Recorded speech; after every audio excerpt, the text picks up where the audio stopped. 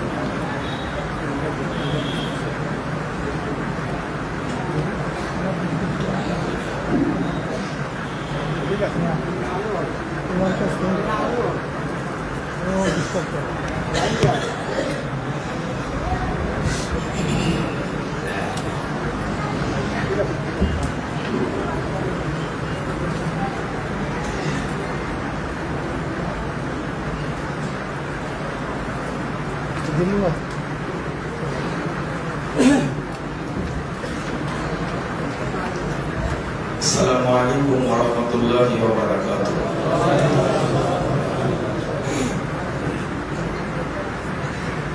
Bismillah, alhamdulillah, wassalatu wassalamu ala rasulillah, amma ba'd. A'udhu billahi minash shaitanir rajim.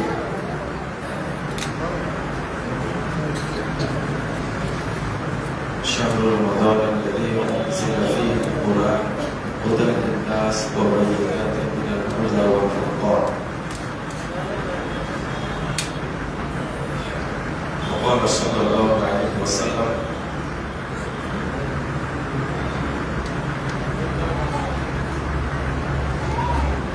laysa as-siyam min al-akli wash-shurb walakin as-siyam min al-lagwi war-rafas.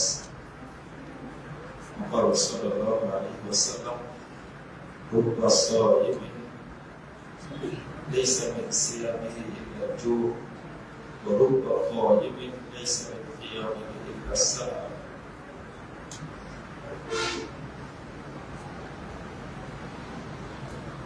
Jessore সদরে প্রতিষ্ঠিত তাওহীদ ইসলামী কমপ্লেক্সের উদ্যোগে আয়োজিত রমাদান শীর্ষক আলোচনা ও ইফতার মাহফিলের সম্মানিত সভাপতি আমার তাওহীদ ইসলামী কমপ্লেক্সের সম্মানিত প্রতিষ্ঠাতা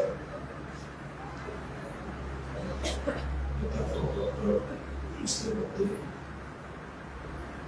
উপস্থিত ওলামায়ে কেরাম, অতিথিবৃন্দ, সুধী মণ্ডলী, আমার প্রাণপ্রিয় ছাত্র ও যুবক ভাইরা, পর্দার আড়ালে মা ও বোনেরা,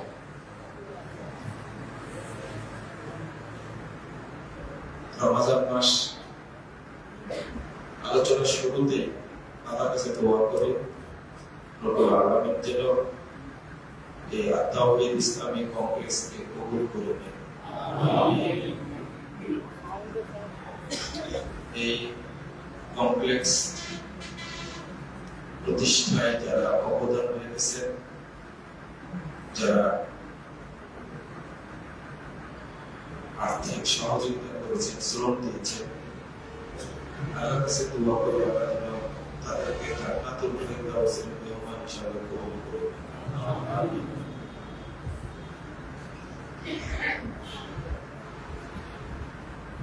আজকে যারা আমরা অংশগ্রহণ করেছি এই আলোচনা সভা,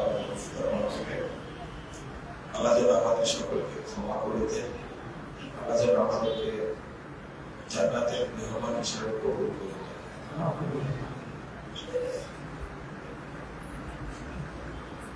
রমজান মাস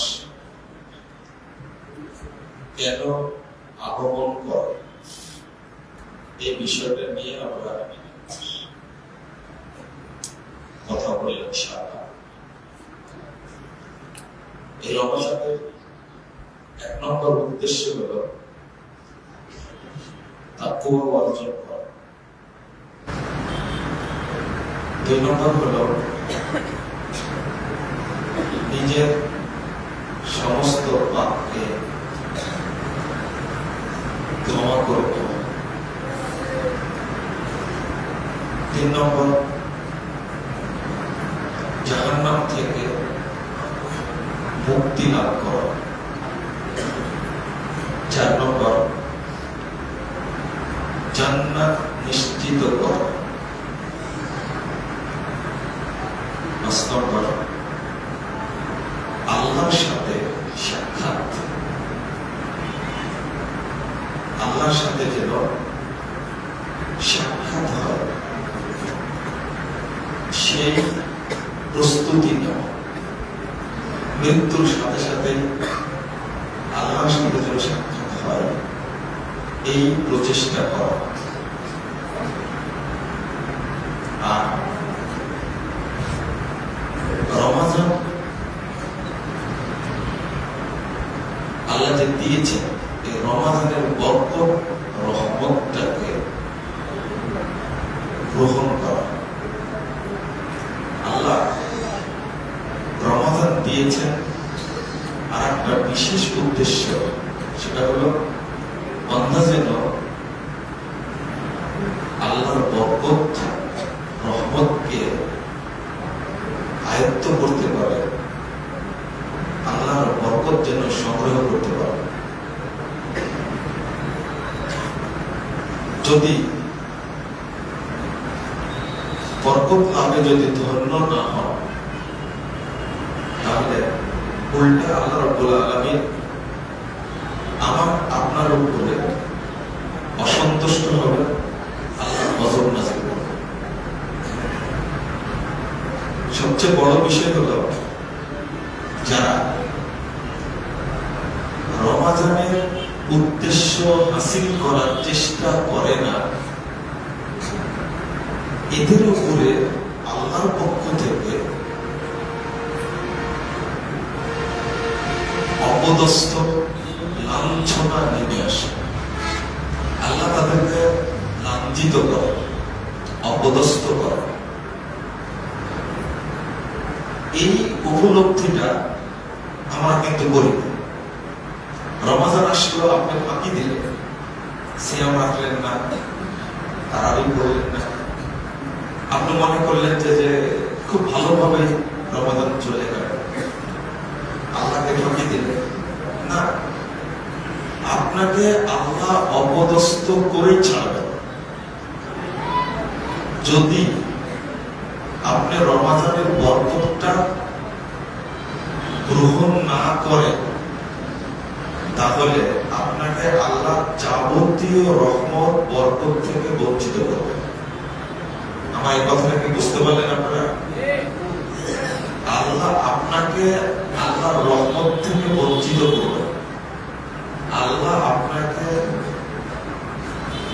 আল্লাহর বরকত থেকে মাহরুম করবেন, আল্লাহ আপনাকে বরকতের অধিকারী করবেন। আমি এই পয়েন্টগুলোর মধ্যে অন্যতম একটা পয়েন্ট আলোচনা করব, সেটা হলো ক্ষমা। ক্ষমা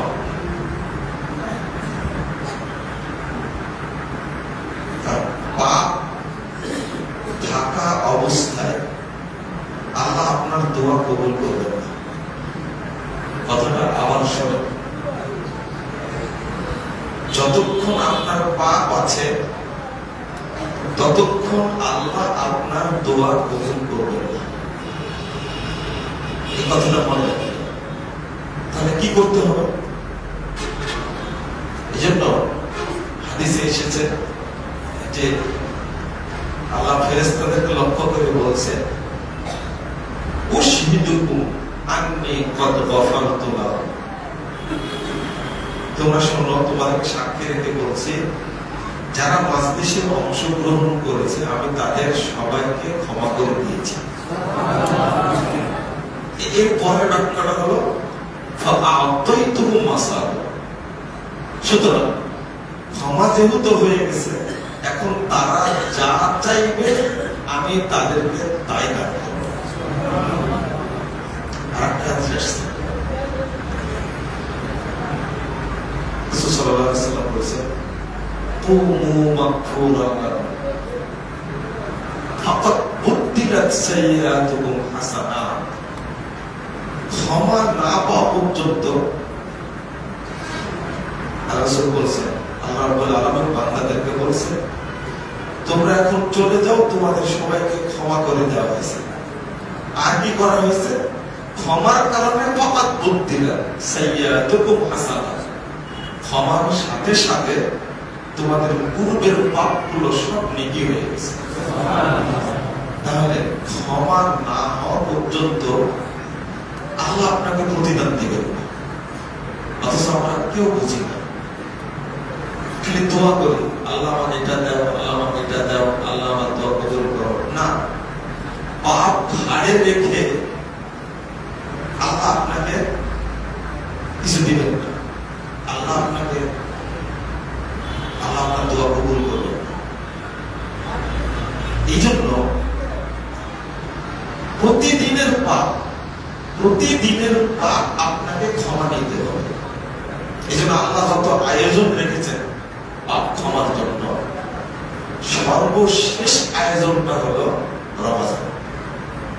সর্বশেষ আয়োজন হলো রমজান। আমি আগে যে কথাটা বললাম ওইটা একটু বোঝার জন্য একটা হাদিস বলি। ৭২৫৬ নম্বর হাদিস, মুস্তাদরাক হাকিমে এসেছে, রাসূল সাল্লাল্লাহু আলাইহি ওয়াসাল্লাম একদিন মিম্বারে ওঠার সময় প্রথম স্তরে যখন দাঁড়ালেন তখন বললেন আমিন, দ্বিতীয়তে দাঁড়ালেও বললেন আমিন, তৃতীয়তে দাঁড়ালে বললেন আমিন। তো রাসূল সাল্লাল্লাহু আলাইহি ওয়াসাল্লামকে সাহাবীরা প্রশ্ন করলেন, আজকে এমনটা করলেন কেন? এর আগেও তো আপনি খুতবা দিয়েছেন। তো বলছেন যে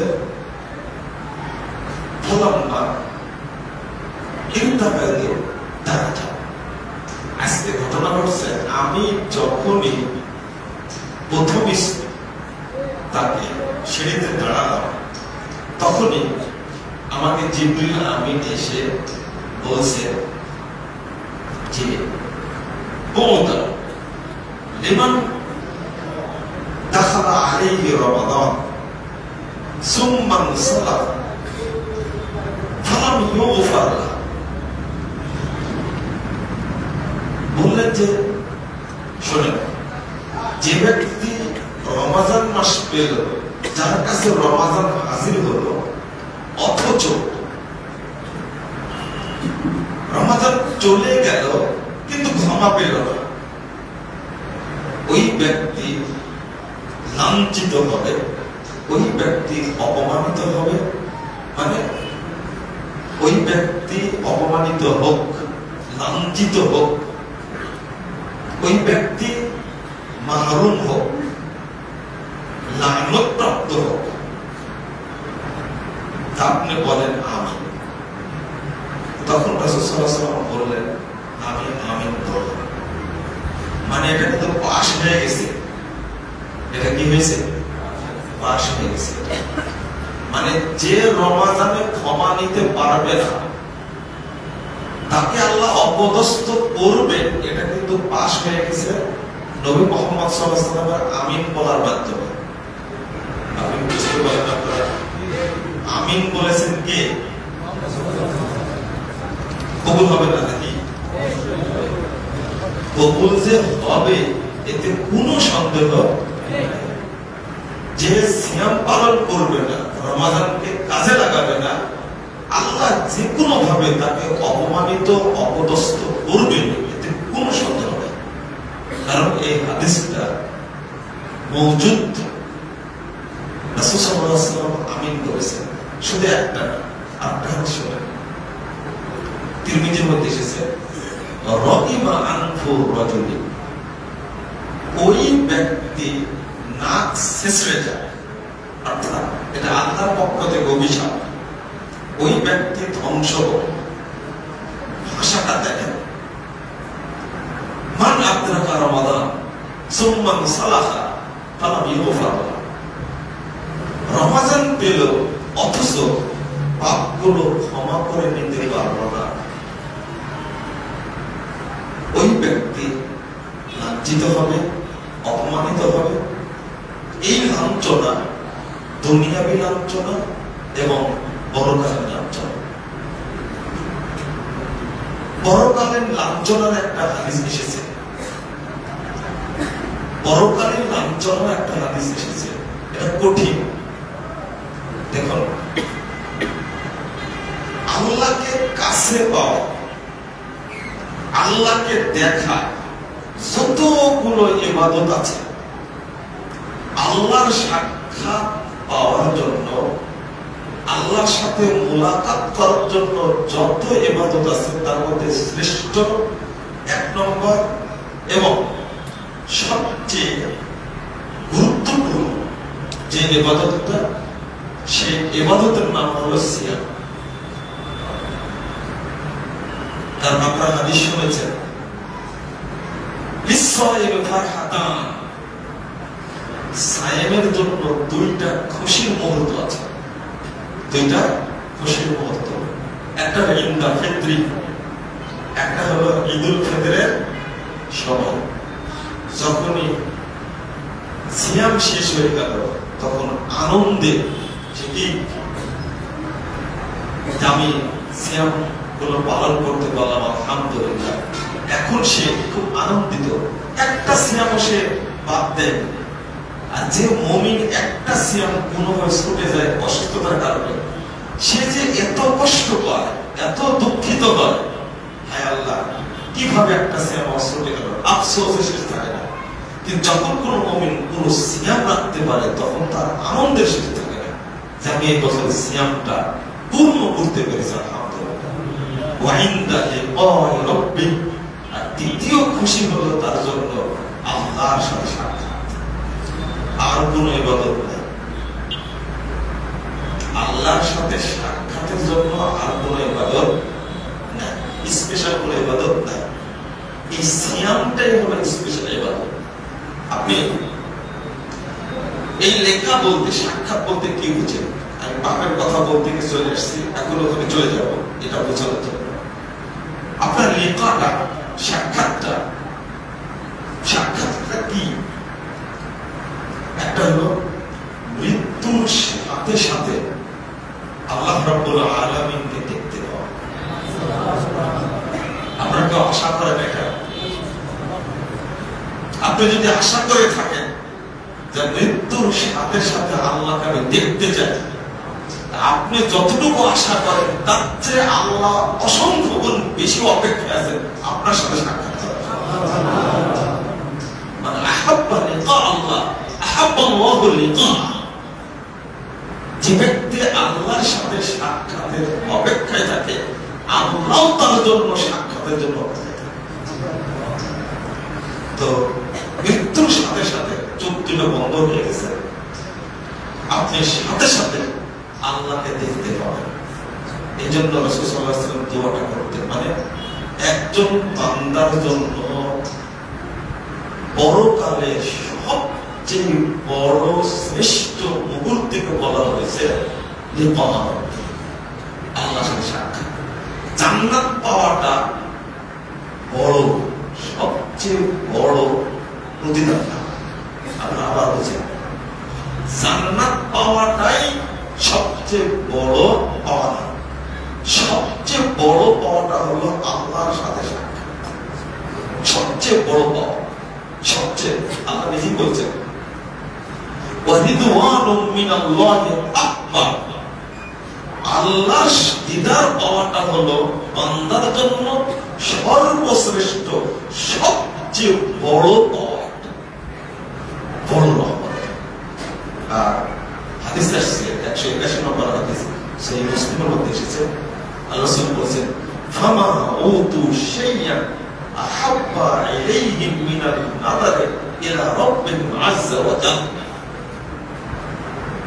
জান্নাতে বান্দাদেরকে যা দেওয়া হবে তার মধ্যে সবচেয়ে বড় নিয়ামত হলো আল্লাহকে দেখা। আর এই আল্লাহকে দেখার জন্য সবচেয়ে শ্রেষ্ঠ ইবাদত হলো রমজানের সিয়াম। আপনি বোঝাতে পেরেছি? তো বলেন তো, এত বড় মর্যাদা অর্জনের জন্য পাপ সহ এটাকে সম্ভব? পাপ থাকা অবস্থায় এটাকে সম্ভব? আচ্ছা বুঝেননি, পাপটা পবিত্র না অপবিত্র? এই পাপ থাকাকালীন আপনার কি মনে হয় আপনার দোয়া কবুল হবে? এই পাপ থাকাকালীন আল্লাহর সাথে আপনার সাক্ষাৎ হবে কি মনে হয়? আল্লাহর সাথে সাক্ষাৎ না, সালাত পড়তে হলে কি লাগে? ওযু লাগে না? চিন্তা করতে পারছেন আপনি? আল্লাহর সাথে সাক্ষাৎ করতে হলে আপনার মনটা কত পবিত্র হওয়া লাগবে নিজে চিন্তা করেন। আপনার মনটা কতটা পবিত্র হওয়া লাগবে যদি আপনি আল্লাহর সাথে সাক্ষাৎ করতে চান। অথচ জীবনটা পাপে ভর্তি। এজন্য আল্লাহ আমাদেরকে দিয়েছেন রমাজান। রমাজান চলে যাওয়ার সাথে সাথে আপনাকে নিশ্চিত হতে হবে আমার পাপের যে খাতা, এই ফেরেশতারা লিখে রাখছে আমার পাপের খাতায় আর কোন পাপ। যদি আপনি নিশ্চিত হতে পারেন তবে রমাজান আপনার জন্য কল্যাণকর। আর যদি পাপ থেকে যায় তাহলে আল্লাহ আপনাকে অপদস্থ করবে। আমার কথাটা আবারও বুঝে, রমাজান চলে গেল, পাপের খাতায় যেন কোনো পাপ না থাকে। আমি বুঝতে পারলাম কি? এখন আপনি মনে করছেন যে গত রমাজান তো দূরের কথা, আগের রমাজানের আগেও তো অনেক পাপ থেকে গেছে। তাহলে ভুল হয়ে গেল। রমাজান এসেছে আপনার সব পাপ ক্ষমা করার জন্য, সব পাপ ক্ষমা করার জন্য। রাসূল সাল্লাল্লাহু আলাইহি ওয়াসাল্লাম বলেছেন, তিনবার একই কথা বলেছেন, মান সামা রমাদানা ঈমানান ওয়া ইহতিসাবান ওয়া গুফিরা লাহু মা তাকাদ্দামা মিন যামবিহি ওয়া মান কামা রমাদানা ঈমানান ওয়া ইহতিসাবান গুফিরা লাহু মা তাকাদ্দামা মিন যামবিহি ওয়া মান কামা লাইলাতাল কদরি ঈমানান ওয়া ইহতিসাবান গুফিরা লাহু মা তাকাদ্দামা মিন যামবিহি। তিনবার বলেছেন যে সিয়াম রাখতে পারে, রাখে, রাসূল সাল্লাল্লাহু আলাইহি ওয়াসাল্লাম বলেছেন ঈমানের সাথে তাকওয়া অবলম্বন করে রাখলে পূর্বের যত পাপ সবই ক্ষমা করে দেওয়া হবে। এটা হলো ছোট পাপ। কিন্তু কাবিরা গুনাহ হলো হাক্কুল ইবাদ, সেটা মানুষের উপরে জুলুম করেছে, ওইটা গফির লাহু মা তাকাদ্দামা মিন যামবিহি। আরেকটা বিষয়, অনেকে আছে সিয়াম রাখতে পারে না, অনেক অসুস্থ, চিররোগী, বৃদ্ধ বৃদ্ধা সিয়াম রাখতে পারে না, তারা কি ক্ষমা পাবে না? আল্লাহ অবসর রেখেছে, সিয়াম রাখলো না, কিন্তু রমাদানের জন্য যদি কেউ তারাবি পড়ে তারও পূর্বের সব পাপ ক্ষমা করে। অনেকে আছে সিয়ামও রাখতে পারে না, তারাবিও পড়তে পারে না, একটা রাত যদি জাগে, বদর রাত যদি পেয়ে যায়, 5টা রাত থাকতে হবে, এটা 5টা রাতের একটা রাত পড়বে, সিয়ামও করতে পারেনি, তারাবিও করতে পারেনি, অবশেষে গিয়ে সে চেষ্টা করলো 5টা রাতে ইবাদত করার। আল্লাহ রব্বুল আলামিন অপশন রেখেছেন তারও পূর্বের সমস্ত পাপকে ক্ষমা করে। আল্লাহ রমাজান দিয়েছেন ক্ষমা পাওয়ার জন্য, কিন্তু আপনি কোনো চেষ্টাই করলেন না, আরেকটা হলো জাহান্নাম থেকে মুক্তি লাভ করা। কি লাভ করা? মুক্তি লাভ করা। আপনি কি নিশ্চিত যে আপনি জাহান্নামে যাবেন না? এখানে কেউ আছে নিশ্চিত? কিন্তু আপনাকে আশা রাখতে হবে হয়তো আল্লাহ আমাকে জাহান্নাম থেকে মুক্ত করে দিবেন, আল্লাহ আমাকে জাহান্নামে দিবেন না। আমার বিশ্বাস আল্লাহ কবরে আমাকে শাস্তি দিবেন, কবরে মনে হয় মুক্তি পাবো। এই ভালো ধারণা রাখাটাও কিন্তু ঈমান। কথা কি বুঝতে পারো? ভালো ধারণা, আল্লাহর সাথে ভালো ধারণা করাটাও পজিটিভ ধারণা। আল্লাহ মাফ করে দিয়েছেন হয়তো রমাজানে আমি তেলাওয়াত করেছি, সাদাকা করেছি, তারাবি পড়েছি, আমি মানুষকে ইফতার দিয়েছি, ভালো কাজ করেছি, আশা করি আল্লাহ পাপগুলো ক্ষমা করে দিয়েছেন। আলহামদুলিল্লাহ। আপনি কি পজিটিভ ধারণা করতে পারবেন? এটাই ঈমান, এটাই হলো মারিফাতুল্লাহ। ঈমান বৃদ্ধির যত পয়েন্ট আছে তার মধ্যে 1 নম্বর পয়েন্ট হলো মারিফাতুল্লাহ, আল্লাহকে জানা, আল্লাহকে বোঝা, আল্লাহ সম্পর্কে পজিটিভ ধারণা রাখা। মাফ করে দিবেন হয়তো আপনি মরার সময় যদি ভয় করেন, আল্লাহ মাফ করে দিবেন আশা করি। যদি মাফ না করেন তাহলে কবরে কি হবে? আল্লাহ তোমাকে মাফ করে দাও। রাসূল সাল্লাল্লাহু আলাইহি ওয়াসাল্লাম বলছেন এই ধারণা করলে আল্লাহ তাকে মাফ করে দেবেন। তো আমি যে কথাটি আপনাদের বোঝাতে চাচ্ছিলাম সেটা হলো যে ক্ষমার আয়োজন। কিসের আয়োজন? একজন ব্যক্তি যখন ফজরের ঘুম থেকে উঠলেন, ওঠার পরে তিনি ঘুম থেকে উঠে ওযু করলেন। ওযু করার সাথে সাথে যত পাপ রাত্রিতে হয়েছিল আল্লাহ সব পাপকে ক্ষমা করে দিলেন। ওযু করার পর দোয়া করল, সুবহানাকাল্লাহি ওয়া বিহামদিহি আশহাদু আল্লা ইলাহা ইল্লা আনতা আস্তাগফিরুকা ওয়া আতুবু ইলাইক। তার আগে পড়বে আশহাদু আল্লা ইলাহা ইল্লাল্লাহ ওয়াহদাহু লা শারীকা লাহু ওয়া আশহাদু আন্না মুহাম্মাদান আবদুহু ওয়া রাসূলুহু। তারপরে ভাষাটা কি বলেন তো? বলে আল্লাহুম্মা জাআলনি মিনাত তাওয়াবিন ওয়া জাআলনি মিনাল মুতাতাহিরিন ওয়া জাআলনি, বলেন আপনারা সবাই বলেন না, আল্লাহুম্মা জাআলনি ওয়া জাআলনি মিনাল মুতাতাহিরিন। এর অর্থ কি? আল্লাহ তুমি আমাকে তওবাকারীদের অন্তর্ভুক্ত করো। আল্লাহ তুমি আমাকে যারা পবিত্র বান্দা, পাপ থেকে তাদের অন্তর্ভুক্ত করে দাও। বলেন আমিন। এই যে দোয়াটা পড়লেন কেন? তওবা করলে কি পাপ থাকে? তাহলে আল্লাহ আপনাকে কিভাবে মুক্ত করলেন? অথচ আপনি বুঝেনি না যে আল্লাহ আমাকে কিভাবে মুক্ত করছেন। এরপরে মসজিদে গেলে, কোথায়? মসজিদে গেলে রাসূল সাল্লাল্লাহু আলাইহি ওয়াসাল্লাম বলছেন আলা আদুল্লুকুম মা ইয়ামহুল্লাহু বিহিল খাতায়া, জানাই দেব তোমাদেরকে আল্লাহ কার মাধ্যমে, কিসের মাধ্যমে তোমাদের সব পাপ ক্ষমা করে দেন। 1 নম্বর ইসবাতুল ওযু আল মাকান। 2 নম্বর সুন্দরভাবে ওযু করলে পাপ ক্ষমা করে দেন। 2 যে কাসরাতুল খুতা ইলাল মাসাজিদ, এই কোটি কোটি পায়ে মসজিদের দিকে যান, মসজিদে গেলে আল্লাহ সব পাপ ক্ষমা করে দেন। ইন্তেজারুস সালাত বা'দাস সালাত, এক সালাত আদায় করার পরে আর সালাতের জন্য অপেক্ষা করছেন, এই জন্য অপেক্ষা করলে আল্লাহ ক্ষমা করে দেন। আপনি কিছু করছেন না, একটা সালাত পড়েছেন তো, এখন অপেক্ষায় আছেন, পরে সালাতটা আপনি কি করবেন? পড়বেন, ঠিক মতো পড়বেন, অপেক্ষা করছেন। শুধু অপেক্ষা করলে যা পাপ হয়ে যাওয়া ক্ষমা করবে। এরপরে সালাত আদায় করলে আল্লাহ সমস্ত পাপ ক্ষমা করে দেন। আপনি কতটা নেবেন? আপনার সাথে আমার দেখা হয়েছে তো বললেন আসসালামু আলাইকুম, আপনি ওয়ালাইকুম আসসালাম, মুসাফা করলেন, মুসাফার সাথে সাথে উভয়ের যত পাপ আল্লাহ সবই ক্ষমা করে দেন।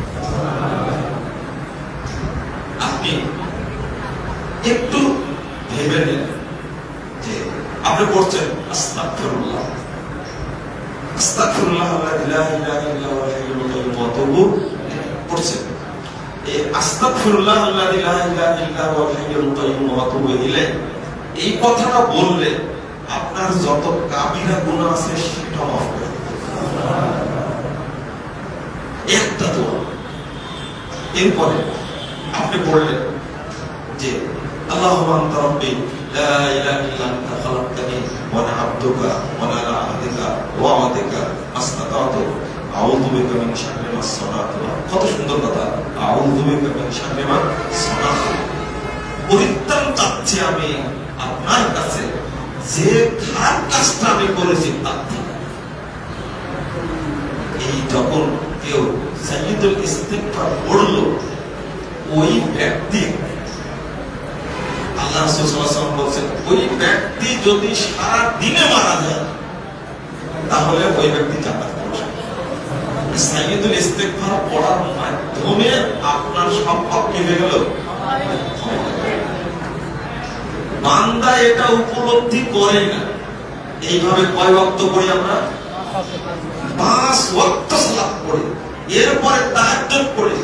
আল্লাহ রাসূল সাল্লাল্লাহু আলাইহি ওয়াসাল্লাম বলেছেন যে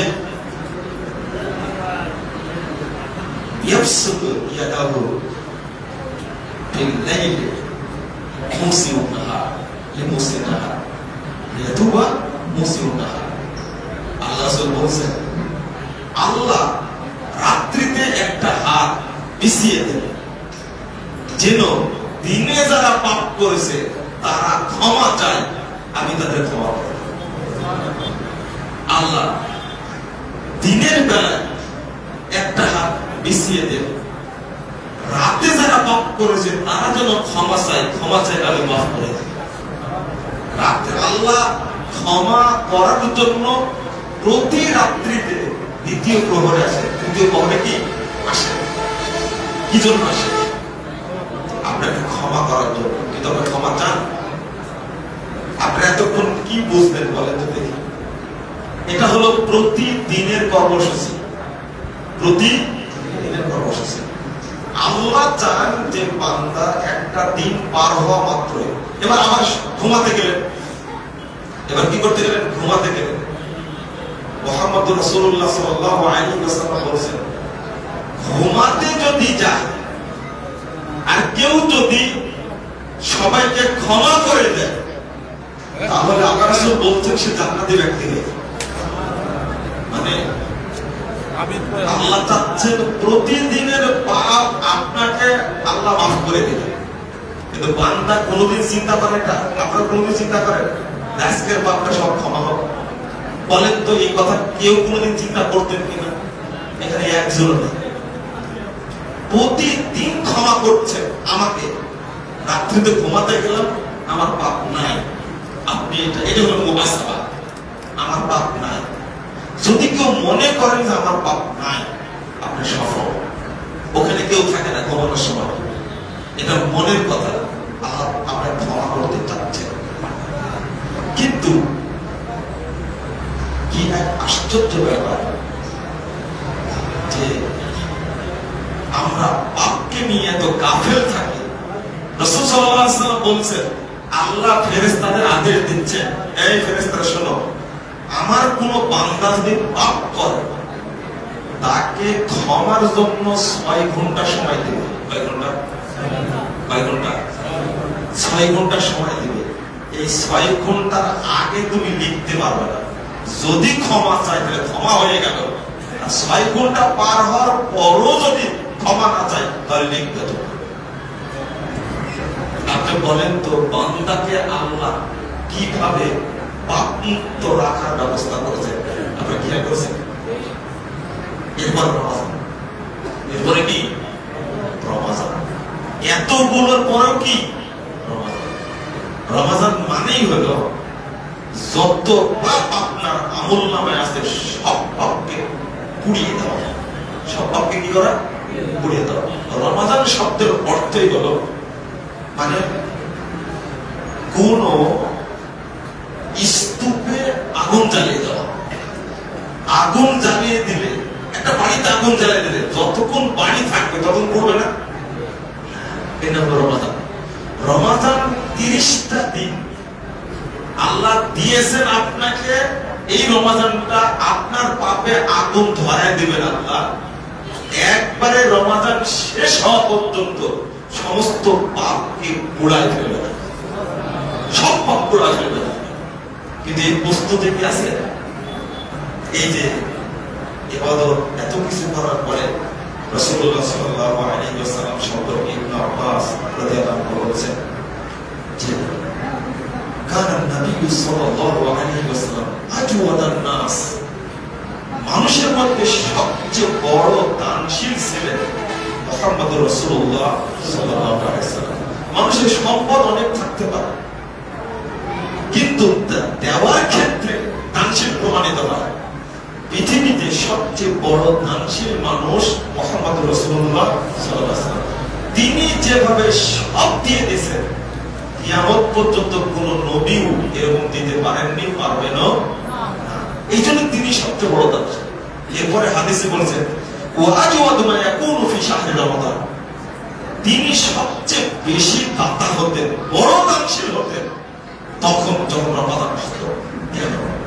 ইবনে আব্বাস রাদিয়াল্লাহু আনহু বলছেন রাসূলুল্লাহ সাল্লাল্লাহু আলাইহি ওয়াসাল্লাম আজওয়াদু বিল খায়রি মিনার রিহিল মুরসালা, এত দান করতেন যে কাল বৈশাখী ঝড় আসলে যখন সবকিছু মারিয়ে দেয়, আমার রাসূলের বাড়িতে যা থাকতো রমাদানে সবই তিনি মিলিয়ে দিতেন। উম্মতকে শিক্ষা দিয়েছেন, দান, সাদাকা, যাকাত, দুইটা অধ্যায়, একটা হলো যাকাত, একটা কি সাদাকা। একটা যাকাত, একটা কি সাদাকা। যাকাত এটা রমাদানটা যাকাতের মাস। রমাদান যেমন সিয়ামের মাস, তেমনি রমাদানটা কিসের মাস? যাকাতের মাস। সিয়ামের সাথে সাথে দ্বিতীয় কাজ হলো যাকাত বের করা। কি কাজ? যাকাত বের করা। যাকাত আপনি দিতে বাধ্য, এটা আপনার গরজে, আপনার জন্য। তার কয়েকটা কারণের মধ্যে দুইটা কারণ বলবো। যাকাত যদি আপনি না দেন তাহলে আপনি আপনার সম্পদের বরকতের দরজা বন্ধ রাখলেন। 2 নম্বর, আপনার সম্পদের মধ্যে অকল্যাণ, ক্ষতি রেখে দিলেন। সম্পদের মধ্যে ক্ষতি থাকে। হাদিস রাসূল সাল্লাল্লাহু আলাইহি ওয়াসাল্লাম বলেন মান আদ্দা যাকাতা মালি ফাকাদ যাহাবা আনহু শাররু। সুবহানাল্লাহ। 1579 নম্বর হাদিস তাবরানী ওয়াসাতের মধ্যে এসেছে, যে ব্যক্তি তার মালের যাকাত বের করে দিল, ওই ব্যক্তি তার মাল থেকে যত ক্ষতি সবই বের করে দিল। আপনি জানেন না যে আপনার এই সম্পদে কতটুকু ক্ষতি আছে। আর একটা হাদিস আছে, ইয়া মাশারাত তুজ্জার, হে ব্যবসায়ীরা, শিল্পপতিরা, ইন্নাশ শাইতানা ওয়াল ইসমা ইয়াহজুরুনাল বাই'a ফাশুবু বাই'আকুম বিসসাদাকা। হে ব্যবসায়ীরা, তোমরা মনে রেখো নিশ্চয় শয়তান এবং ক্ষতি উভয়টি তোমাদের ব্যবসা কেনার মধ্যে, সম্পদের মধ্যে লুকিয়ে থাকে। ফাশুবু বাই'আকুম বিসসাদাকা, সুতরাং তোমরা তোমাদের ব্যবসাটাকে এই অকল্যাণ শয়তান থেকে যাকাত দেওয়ার মাধ্যমে সংরক্ষণ করো। অর্থাৎ যাকাত আপনি দিলেন বা দিলেন না, দিলেন, যাকাত বের হয়েছে আপনার 5 লাখ টাকা, 5 লাখ টাকা যাকাত বের হয়েছে, আপনি দিলেন 1 লাখ টাকা। 1 লাখ টাকা। তাহলে আপনার মালের মধ্যে শয়তান থাকলো না পরিষ্কার হলো? থাকলো। ক্ষতি থাকলো না পরিষ্কার হলো? ক্ষতি তো বের হলো। আপনার জ্ঞাতার্থে জানামতে যদি আপনার সম্পদের মধ্যে 1 টাকা যাকাত থাকে, কয় টাকা? 1 টাকা যাকাত থাকে, তাহলে আপনার সম্পদ ক্ষতি মুক্ত হলো না, আপনার সম্পদ শয়তান মুক্ত হলো না। আপনাকে যাকাত দিতে হবে পূর্ণ। আল্লাহর মাল দরকার না আপনার মন দরকার? আল্লাহ কি চান আপনার কাছে? মাল চান না তাকওয়া চান? তাকওয়া চান। আল্লাহ আপনাকে পরীক্ষা করছেন। আপনি তো নিজের ধ্বংস নিজে ডেকে আনলেন। আপনি নিজে বলছেন আমার কেন বরকত হয় না, ব্যবসা নষ্ট হয়ে যাচ্ছে কেন? নষ্ট তো হবেই। আপনি যে কাজ করে রাখছেন নষ্ট তো হবেই আপনার ব্যবসা। তার প্রমাণ, কারণ আপনার সম্পদের মধ্যে শয়তানকে রেখে দিয়েছে। কেন থেকে শয়তান? শয়তান আপনার সম্পদের বরকত নষ্ট করে, সম্পদের ক্ষতি করে। বুঝলেন না মনে হয়? শয়তান আপনার মাল তো চুরি করতে পারে, কিছু করতে পারবেন আপনি? তাহলে শয়তানকে দূর করতে হলে যাকাত পূর্ণরূপে বের করতেই কোনো উপায় না। 3 নম্বরটা হলো যে আপনি যাকাত দিচ্ছেন, আদায় হচ্ছে কিনা খেয়াল করছেন না। সালাত পড়ার মতো হয়েছে, সালাত পড়ছেন, কিন্তু সালাতটা আদায় হচ্ছে কিনা বা কবুল হচ্ছে কিনা কেউ খেয়াল রাখে? ছাত্র যেমন পরীক্ষা দেয়, টার্গেট থাকে পাস করবো, থাকে না? ঠিক যাকাতটা আপনাকে দিতে হবে যেন আদায় হয়। আপনি যাকাত দিচ্ছেন এমন প্রতিষ্ঠানে যে প্রতিষ্ঠানটা বেদাতে পরিপূর্ণ। অবশ্যই বেদাতি প্রতিষ্ঠানে যাকাত দিলে প্রথমত আপনার যাকাত আদায় হবে না। 2 নম্বর, আপনার সম্পদ বরকত লাভ করবে, আল্লাহ বরকত দিবে। যাকাত দেওয়ার উদ্দেশ্য হলো যেন উপকৃত হয় মানুষ, তাই না? তো আপনি যদি বেদাতি প্রতিষ্ঠানে যাকাত দেন, এই সম্পদ দ্বারা কি উপকৃত হওয়া গেল না? আপনি একটা বেদাতি এতিমখানায় দিলেন, একটা বেদাতি হেফজখানায় দিলেন, আপনি বলছেন এত ছোট মানুষ যাকাত দিলে সমস্যা কি? আপনি জানেন ওই ভোলার মসজিদটা পুরাইছে কিন্তু এতিমই। মানে আপনি খাওয়ায় বড় করছেন এতিমখানায় হেফজখানায়, আর এই একদিন আহলে হাদিস মসজিদ তারা দিবে, এই একদিন আহলে হাদিস আলেমদেরকে গালি দিবে। এখন যে ঘটনা ঘটছে, মাগুরের একটা ছেলে দেখা করলো আমার সাথে আজকে, গতকালকে একজন ফোন দিছে, সারা বাংলাদেশে নতুন করে অত্যাচার শুরু হয়েছে। তারা করছে সব টুপিওয়ালা, পাগড়িওয়ালা, আলখেল্লাওয়ালা, মুখ পোলা শয়তানদের। সরকার একটা কথা বলে দিয়েছেন না যে 8-3 মিনিট 4 মিনিট দেরি করে ইফতার করা যাবে, সারা দেশে বলে দিয়েছে না? এটা সরকারি। আপনারা বলেন যে সরকার করলে আমরা মানব, কিভাবে মানলেন আপনারা? আহলে হাদিস মসজিদের উপর আক্রমণ করছেন কেন? হামলা করছেন কেন আপনারা? এখন এরা, আমি আগে একটা বক্তব্য বলেছি, যদি ঈসা আলাইহিস সালাম এখন আসে, এই সমস্ত বেদাতি মুখ পোড়া শয়তানগুলো একটাও হিদায়াত পাবে না, একটাও দিন গ্রহণ করবে, একজনও করবে না। এর আগে বলতো মসজিদে হারামে কেন 20 টাকা তারাবি চলছে, নবমীতে চলছে, আমরাও চলব। এই 6-7 বছর যাবত হারামাইনে 20 টাকা তারাবি চলে। দেখো তোমরা চালাচ্ছ কেন? আমার কথা বুঝতে পারছেন? যদি স্বয়ং জিবরিল আমিনে আসে, নাউযুবিল্লাহ, ইমাম মাহদী তো আসবেন না, ঈসা আলাইহিস সালাম তো আসবেন না। এরা আসলে প্রমাণ হয়ে যাবে এরা যে মুশরিক, এরা যে বেদাতি, এরা যে পথভ্রষ্ট, আল্লাহ প্রমাণ করে দেবে। ইমাম মাহদীকে বলবে, ঈসা আলাইহিস সালামকে বলবে নবী নাই, নিঃসন্দেহে বলবে। আরে বাইতুল মুকাররমে বসে থেকে, বাইতুল মুকাররম খতিব আগে আলেম মনে করতাম এই আব্দুল মালিক সাহেবকে, কিন্তু এত বড় জাহেল, আশ্চর্য লাগে, এত বড় জাহেল। অনেকটাই তাকে আমানতদার মনে করতাম, অনেকটাই আমানতদার মনে করতাম। তার সাথে আমার দেখা হয়েছে জেদ্দাতে, এবং তার শ্রদ্ধা ছিল।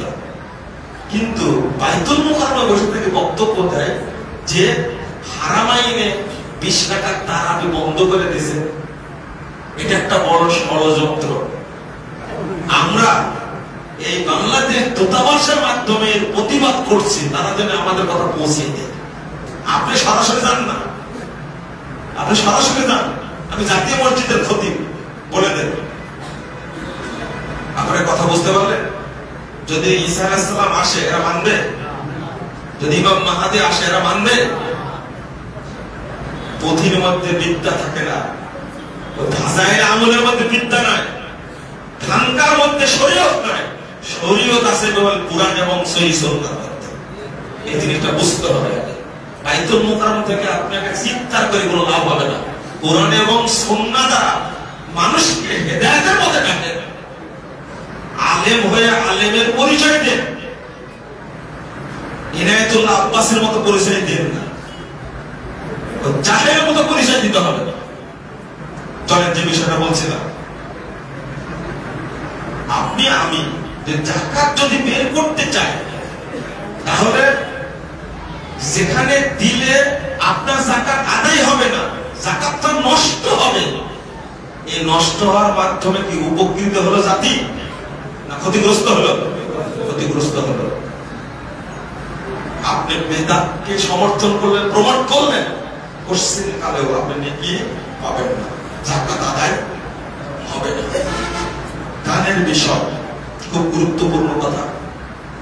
আমি কেন আপনাদেরকে বলি, আত-তাওহীদ ইসলামিক কমপ্লেক্স যশোর, এটা আমার খুব দুঃখ এখনো থেকে গেছে যে এখনো এই প্রতিষ্ঠানে সহিহ বুখারীর দাস শুরু করতে পারি। আমার সবচেয়ে আনন্দের কাজ হলো সহিহ বুখারী মুসলিমের দাস দেওয়া, ছাত্র পড়া। আমার সবচেয়ে ভালো কাজ। আমি জীবনে যত কাজ করি তার মধ্যে 1 নম্বর কাজ হলো যে ছাত্রদেরকে হাদিসের দাস দিতে পারি, আমি যেন আকীদা উসুল পড়াতে পারি, এটা আমার অভ্যাস। দ্বিতীয় লেখালেখি কাজ। কিন্তু এই আত্মাওয়াহিদ ইসলামিক কমপ্লেক্সে এখন আমরা শুরু করতে পারিনি। আপনারা রমজান মাসে আল্লাহর কাছে বলেন, দোয়া করেন, আল্লাহর কাছে বলেন, আল্লাহ তুমি এই বুখারী মুসলিমের দাস দেওয়ার ব্যবস্থা করে দেবো। হবে ইনশাআল্লাহ, হবে ইনশাআল্লাহ। আপনাদের এই প্রতিষ্ঠার জন্য সহযোগিতা জরুরি। 2 নম্বর হলো এই আত্মাওয়াহিদ ইসলামিক কমপ্লেক্সকে মদিনা বিশ্ববিদ্যালয়ের সাথে আমরা সম্পর্ক যুক্ত করতে চাই। আল্লাহ তুমি কবুল করো, আমিন। আমাদের এটার জন্য লাগে ইন্টার লেভেল। কোন লেভেল লাগে? ইন্টার লেভেল, অর্থাৎ আলেম প্রথম বর্ষ দ্বিতীয় বর্ষ, যেটা আপনারা বলেন, আমরা আরবিতে বলি সানাবিয়া, প্রথম এবং দ্বিতীয়। এই 2টা ক্লাস খোলার আগ পর্যন্ত করা যাবে না। এটা যে খুলবো, কিন্তু আমরা বিল্ডিংটা যতটুকু এগিয়ে নিয়ে গেছি, এটাতে ছাত্র রাখার জায়গা নেই, উপরে ক্লাসগুলো খোলার কোন সুযোগ নেই। আমাদের ঐকান্তিক প্রচেষ্টা, এটা যাচ্ছে মাস, তাই না? আজকে 12ই মাস। আগামী 1 বছরের কাজ করে আমরা আগামী জানুয়ারি থেকে এই প্রতিষ্ঠানে উপরের ক্লাসগুলোতে ভর্তি নিব ইনশাআল্লাহ। অন্তত সানাবিয়া, উলা এবং সানি, এই 2টা ক্লাসে আমরা ভর্তি নেওয়ার চেষ্টা করব। আপনাদের কাছে আমি একান্তভাবে আবেদন করছি, আপনারা আমাদের এই 3 তালার কাজ শেষের দিকে, অর্ধেকটা বাকি আছে, আর 1 তালা, 4 তালা। এই 4 তালার কাজ হলে আমাদের ছাত্র রাখার জায়গা হবে এবং আমরা এই ক্লাসগুলো করতে পারবো ইনশাআল্লাহ, ইনশাআল্লাহ। আমরা চাইবো আগামীতে এই বুখারী মুসলিম পড়া 2 বর্ষ থাকে, এই 2 বর্ষের ছাত্র ভর্তি করেন ইনশাআল্লাহ। আপনারা যারা আজকে উপস্থিত হয়েছেন, আপনাদের অন্য টাকা চাই না, একটা বড় অংশ যাকাতের আপনারা তাওহীদ ইসলামিক কমপ্লেক্সে দিবেন ইনশাআল্লাহ, দিবেন ইনশাআল্লাহ। গতবার কিন্তু ভালো একটা ফান্ড দিয়েছে। কত উঠছিল আপনার ভাই? গতবার প্রোগ্রামে 7 লক্ষ টাকা আমরা পেয়েছি আপনাদের কাছ থেকে। এবার 7 লাখ হবে না, 7 লাখে হবে না। আমাদের 4 তলা কমপ্লিট করতে বেশ টাকা লাগবে, এটা আপনাদের দিতে হবে। আর আল্লাহর কাছে দোয়া করতে হবে, আল্লাহ তোমার কাছে চাচ্ছি, তুমি এটা কবুল করো, তুমি এটা সহজ করে দাও। বলেন আমিন। আল্লাহ কবুল করবেন ইনশাআল্লাহ, ইনশাআল্লাহ কবুল করবেন। 2 নম্বর, এখানে একটা জিনিস আমি ভুলে গেছিলাম, টাইম মনে আছে কততে যেন 12তে কত টাইম আছে। তো এখানে আপনারা একটু প্রস্তুতি নেন, আমি কিন্তু নাম ডাকবো, ঠিক আছে? আমি নাম ডেকে বলবো, যাদের নাম জানা আছে তারা যার যতটুকু সামর্থ্য আপনারা এই রমজান উপলক্ষে দিবেন। প্রথমে কি জায়গা? জাকাত। কি জায়গা জানেন? মহিলাদের মধ্যে অনেক বোন আছে আলহামদুলিল্লাহ, তারাও তাওহীদ ইসলামিক কমপ্লেক্সে দান করে। আপনারা যারা গরিব মানুষ, কি মানুষ? গরিব মানুষ, দরিদ্র মানুষ, রিকশা চালান, এবার আমি তাদেরকেও বলবো আপনার সামর্থ্য অনুযায়ী, যে সামর্থ্য যদি থাকে আপনার 10 টাকা, 10 টাকা দিবেন। যদি সামর্থ্য থাকে 5 টাকা, 5 টাকাও দিবেন। দেওয়ার পর একটা কথা বলবেন, আল্লাহ তুমি আমার এই টাকাটাতে বরকত দান করো। আর আমার একটা দোয়া থাকে কি জানেন? কারণ এই যে সালাফি আকীদার প্রতিষ্ঠানে কেউ দান করতে চায়, আর আমি যে প্রতিষ্ঠানের সাথে জড়িত, এই প্রতিষ্ঠানে তো দিতেই চাই, কারণ আমাকে দেওয়া বাদ দিয়ে গালি বেশি দেয়। এতই গালি দেওয়া দেয় আল্লাহ, আমাকে তো গালি দেয়, আবার বাপকেও গালি দেয়, বুঝতে পারলেন? তো এই জন্য আমি দোয়া করি, আমার স্পেশালি দোয়া আল্লাহর কাছে, যারা এই সালাফি আকীদার প্রতিষ্ঠানগুলোতে দান করে, আল্লাহ তুমি তোমার ভান্ডার থেকে প্রতি টাকায় কোটি করে বরকত দেন। কয় কোটি? যদি কেউ 10 টাকা দেয়, আমি আল্লাহকে বলি আল্লাহ 10 টাকা দিয়েছে, তুমি এই 10 টাকার বিনিময়ে তাকে 10 কোটি টাকা দান করো। তোমার ভান্ডারে অভাব, আল্লাহ ভান্ডারে অভাব আছে? রাসূল সাল্লাল্লাহু আলাইহি ওয়াসাল্লাম বলছেন কত যুগ থেকে আল্লাহ খাওয়াচ্ছে, কিন্তু আল্লাহর ভান্ডারের এক গুণা পরিমাণ একটুকু ফুরায়নি ওই ভাবে। আল্লাহর ভান্ডার এত সমৃদ্ধ, আল্লাহ তো একজন ব্যক্তিকে 10 কোটি 100 কোটি টাকা দিতে পারে না। যেহেতু কেউ দান খারাপ করতে চায় না, যারা 10 টাকা দেয় তাদের জন্য দোয়া করতে হবে। আমি দোয়া করি, কেউ যদি 100 টাকা দেয়, আল্লাহ তুমি তাকে 100 কোটি টাকা বরকত দিও। হয় তাকে দাও, আর তার পরিবারকে দাও, আর তার নাতিপুতিকে দাও, তুমি দিবা। কারণ এই টাকার মাধ্যমে যেটা করব সেটা হলো বিধান ধ্বংস করার বোমা বানাবো, শিরিক ধ্বংস করার আলেম বানাবো। কথা কি বুঝতে পারলেন? এই টাকা দিয়ে যেটা করব, বাংলাদেশে মাজার পূজা, কবর পূজার শিখর থেকে উৎখাত করার জন্য অস্ত্র তৈরি করবে। বড় বড় আলেম তৈরি হবে। আগামী দিনে মাজার পূজা থাকবে না বাংলাদেশে ইনশাআল্লাহ। আল্লাহ আপনাদের হায়াত দিক বুঝতে পারবেন। তার ইতিমধ্যে জেনে গেছে শেখ মুজিবের মূর্তিকে সেজদা না করলেও 5 আগস্টে মাত্র 2-1.5 ঘন্টা 2.5 ঘন্টার মধ্যে গোটা বাংলাদেশে কি হয়নি? যদিও তারা ইসলামের জন্য ভাঙ্গেনি, আগে ভাঙ্গার দরকার ছিল মাজারগুলো। কি গুলো? মাজারগুলো। এক সমন্বয়ে বলছে কি জানেন, যারা কাজ করেছে বলছে যে এই বক্তব্য যদি আগে দিতেন তাহলে কাজটা একসঙ্গে হয়ে যেত। বুঝেননি কথা? আমাকে বলছে যে এই বক্তব্য যদি আগে দিতেন, বহুবার দিয়েছি কিন্তু কানে নেননি আপনারা। বুঝছেন না? এখন কানে ঢুকছে যে মূর্তি ভাঙ্গাছে, মাজার ভাঙ্গা জরুরি ছিল, এটা বুঝেননি। তাহলে একসঙ্গে দুইটাই হয়ে যেত। তাহলে একদিন হবে ইনশাআল্লাহ। আল্লাহ তুমি কবুল করো। আর ক্ষমার কথা বলছিলাম তো, সেটা হলো 3টা শব্দ ব্যবহার হয়েছে। 3টা শব্দ রমাদানে কেন রাসূল দান করতেন। 1 নম্বর, ইন্নাস সাদাকাতা তুতফিউ যুনুব কামা ইউতফিউল মাউন। রাসূল বলেছেন সাদাকা দেওয়া মাত্র, একটা বাল্ব অফ করতে, সুইচ অফ করতে যত সময় লাগে তার চেয়ে তার আগে অল্প টাইমে আল্লাহ রাব্বুল আলামিন পাপগুলোকে ক্ষমা করে দেন। তো ঠিক একই কথা আসছে, সাদাকাতু সির তুতফিউ যাবারার রব। কেউ যদি সাদকা করে তাহলে আল্লাহ রাব্বুল আলামিনের যে রাগ আছে তার উপরে, এই রাগটা অতি 1 সেকেন্ডের আগে আল্লাহ তাকে মাফ করে দেন।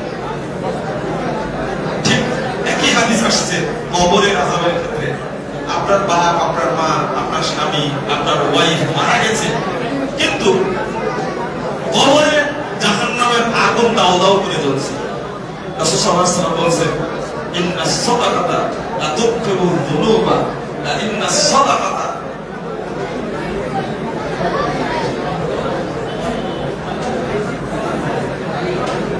লা তুতফিউ আন আহলিহা হাররাল কুবুর। আল্লাহ রাসূল সাল্লাল্লাহু আলাইহি ওয়াসাল্লাম বলেছেন সাদাকা দেওয়া মাত্রই 1 সেকেন্ড সময় লাগে না, দেওয়ার সাথে সাথে কবরে প্রজ্বলিত জাহান্নামের আগুন ধ্বংস করে দেওয়া সাথে সাথে। তো আমি আপনাদেরকে বলবো যে আপনারা যারা এখানে উপস্থিত আছেন, এই টাইমের মধ্যে, ইফতারের টাইমে আল্লাহর কাছে বলবো আল্লাহ যেন আমাদের সমস্ত পাপগুলো ক্ষমা করে দেন। আমিন। আমরা সাদকাও করতে চাই, আমরা যাকাতও দিতে চাই, এর মাধ্যমে আমরা কবরে মুক্তি পেতে চাই। আমরা মৃত্যুর সময় এই মৃত্যুর কষ্ট থেকে মুক্তি পেতে চাই। আমরা কিয়ামতের মাঠে সূর্য থাকবে মাথার উপরে, এই তাপ থেকে বাঁচতে চাই সাদাকার মাধ্যমে। আমরা জান্নাতে যেতে চাই ফুল সিরাতের উপর দিয়ে। আল্লাহ যেন আমাদের সবাইকে জান্নাতুল ফেরদাউসের জন্য কবুল করবেন। আমিন। আমার কাছে যে টাকা দিচ্ছেন, আমি আল্লাহর কাছে দোয়া করি রব্বুল আলামিন যেন প্রত্যেক টাকায় 1 কোটি করে বরকত দান করেন। আমিন। সাজ্জাদ ভাই কই? দাঁড়ান। সাজ্জাদ ভাই নাই কই? আছে? আমাদের সাজ্জাদ ভাইয়ের বোন মারা গেছে গতকালকে, এরপর আজকে আসতে আমাদের প্রোগ্রামে আমাদের একান্ত দিদি ভাই আলহামদুলিল্লাহ, সাজ্জাদ ভাইয়ের ওয়াইফ আপাও অনেক ভালো মানুষ আলহামদুলিল্লাহ, মাশাআল্লাহ।